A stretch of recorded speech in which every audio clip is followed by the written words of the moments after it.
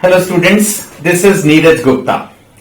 इस वीडियो में जो आपका चैप्टर है पार्टनरशिप फंडामेंटल, जिसमें हम लास्ट में कुछ स्पेशल केसेस पढ़ रहे हैं, तो फिफ्थ केस हम ले रहे हैं जिसमें पास्ट एडजस्टमेंट्स की बात की हुई है। Adjustment for incorrect adjustment in past after closing the books. अब देखेंगे तो मेजॉरिटी क्वेश्चंस इसमें ऐसे मिलते हैं कि आईओसी आईओडी नहीं लगाया, आईओसी आईओडी नहीं लगाया। अब सवाल यह है कि ऐसे क्वेश्चंस को कैसे किया जाए जिसमें आईओसी आईओडी नहीं लगाया। देखो, बड़ी सिंपल सा मैं आपको तरीका बताता हूं। अगर आईओसी आईओडी नहीं लगा तो इसका मतलब प्रॉफिट सीधा सीधा डिस्ट्रीब्यूट हो गया। तो जो प्रॉफिट का डिस्ट्रीब्यूशन हुआ टेक्निकली वो रॉन्ग हुआ। अगर किसी आदमी को कोई गलत चीज दे दोगे तो वापस लोगे कि नहीं, और जो सही चीज है वो दोगे। मैंने एक स्टूडेंट को समझाने के लिए कंसेप्ट सिंपल से एग्जांपल लिया था, आपके साथ भी वही चीज मैं ले रहा हूं कि सपोज आप कॉमर्स के स्टूडेंट हो और आपको गलती से साइंस का बुक सेट दे दिया जाए, तो आप क्या करोगे? साइंस का बुक सेट वापस करोगे और कॉमर्स का बुक सेट ले लोगे। ऐसे ही अगर क्वेश्चन बोलता है कि सर आईओसी आईओडी भूल गए, interest on capital interest on drawing लगाना भूल गए, ज्यादातर क्वेश्चन में यही है। पहले वहां से आप समझें तो उसके बाद हम और क्वेश्चंस भी कर पाएंगे। ठीक है सर, भूल गए, कोई बात नहीं, इंसान है, गलती हो जाती है।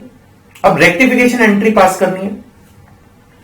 अब रेक्टिफिकेशन की फिगर्स में बाद में पहुंचेंगे, पहले हम क्या करेंगे, अगर नहीं भूले होते तो उसको कितना आईओसी मिलता, तो उससे हम कितना आईओडी चार्ज कर लेते, और अब नया रिवाइज्ड प्रॉफिट कितना डिस्ट्रीब्यूट होता। यानी how much is is total benefits, how much is is total remuneration, how much is is like total receipts from the partnership firm for the financial year, वो हमें कैलकुलेट करना है। यानी सही उसकी जो, जैसे मैंने कहा कॉमर्स की आपको किताबें मिलनी चाहिए, तो सही कॉमर्स की किट क्या है वो अमाउंट हम कैलकुलेट कर लेंगे, और साइंस की जो गलत किट उसको दे दी थी वो वापस कर लेंगे। उससे पता चल जाएगा अगर आपने पहले गलती से कम दिया था, सपोज पहले आपने 10,000 बांटा था लेकिन उसको एलिजिबिलिटी बनती है 12,000 की, तो 2,000 रुपए आपको और देने, क्रेडिट करना होगा। कैपिटल बढ़ाने के लिए क्रेडिट ही करते हैं। और अगर आपने दिए 10 और बनते थे 9, तो 1,000 रुपए आपके ज्यादा गए हैं ऑलरेडी, तो यानी कैपिटल रिड्यूस करनी है। अब कैपिटल रिड्यूस करनी है तो डेबिट कर दो। इतना ही खेल है, इससे ज्यादा इसमें कुछ भी नहीं है ना। अब इस बात को ही समझने समझाने के लिए एक एग्जांपल आपकी बुक में दिया हुआ है, जो मेरे पास 2019 एडिशन है जिससे ये करा रहा हूं। उसमें पेज नंबर है 2.51। अब इसमें एक एग्जांपल दिया हुआ है जिसमें प्रॉफिट एंड लॉस अकाउंट में क्रेडिट साइड में 3 लाख रुपए देके तीनों पार्टनर्स को इक्वल 1 लाख डिस्ट्रीब्यूट कर दिया। नीचे बताया कि भाई आईओसी कुछ अमाउंट्स दिए हुए हैं और इंटरेस्ट ऑन ड्रॉइंग्स ये भी कुछ अमाउंट्स दिए हुए हैं ए और बी पर, ये हम भूल गए। अब इसकी आप रेक्टिफिकेशन करो। देखो नाउ, जो गलत किट दे दी गई साइंस वाली, यानी यहां पर जो गलत प्रॉफिट दे दिया गया, जो उनके कैपिटल अकाउंट्स में ट्रांसफर हो रखा है, वो है 1 लाख ईच। तो इस बार आधा काम तो हो ही रखा है, आपको उसको लास्ट में सिर्फ माइनस करना है। अब सही फिगर क्या है हमें वो Find आउट करनी है। सही के लिए आप देखो कि 3 पार्टनर हैं, ये मैं एग्जाम्पल ले रहा हूं। 3 पार्टनर हैं, ए, बी और सी, 3 पार्टनर्स हैं, राइट। अब 3 पार्टनर्स में जो पैसा है वो है 12,000, 9,600 और 10,500। ये इन तीनों पार्टनर्स को रिस्पेक्टिव इंटरेस्ट ऑन कैपिटल मिलना चाहिए, यानी ये एक तरह से उनके कैपिटल में ऐड होगा। ये प्लस की आइटम है, plus plus plus. I hope it is very easy. किसी भी पार्टनर को इंटरेस्ट ऑन कैपिटल तो दोगे, और इंटरेस्ट ऑन कैपिटल उसकी कैपिटल एप्रिशिएट करती है, इंक्रीज करती है, तो प्लस कर देंगे। बट आईओडी जो है वो माइनस करती है, तो इंटरेस्ट ऑन ड्राइंग माइनस कर देंगे, जो कि दिया हुआ है ए में 1200 और बी में 900। सी में ऐसी कोई फिगर नहीं दी गई है। ठीक है, ये काम भी हो गया। अब एग्जैक्टली अगर हम देखें ये सारा होने के बाद खेल, तो जो आईओसी हमने बांटा है, टोटल आईओसी कितना है? टोटल आईओसी है 12,000, 9,600 एंड 10,500, ये आ रहा है 32,100।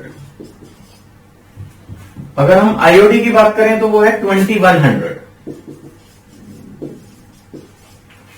अगर मैं डिस्ट्रीब्यूटेबल प्रॉफिट निकालूं,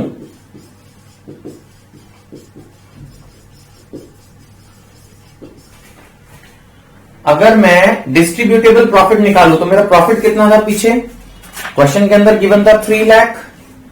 तो अगर मैं 3 लाख में आईओडी ऐड कर दूं, जैसे कि होता ही है हमेशा, और आईओसी माइनस कर दूं,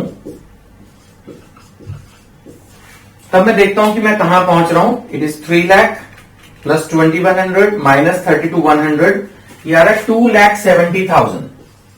अब 2,70,000 को इक्वली डिस्ट्रीब्यूट करना है। पहले भी तो इक्वली डिस्ट्रीब्यूट किया हुआ, जो एग्जाम्पल दिया हुआ उसमें।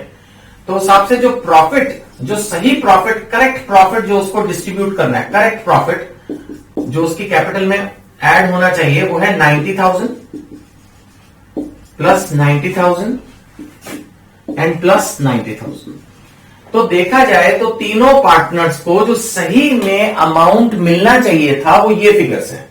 तो मैं एक ही निकालूं तो 12,000, इसमें से 1,200 रुपए चले गए, प्लस 90,000। तो उसको जो पैसे मिलने चाहिए थे वो है 1,08,000।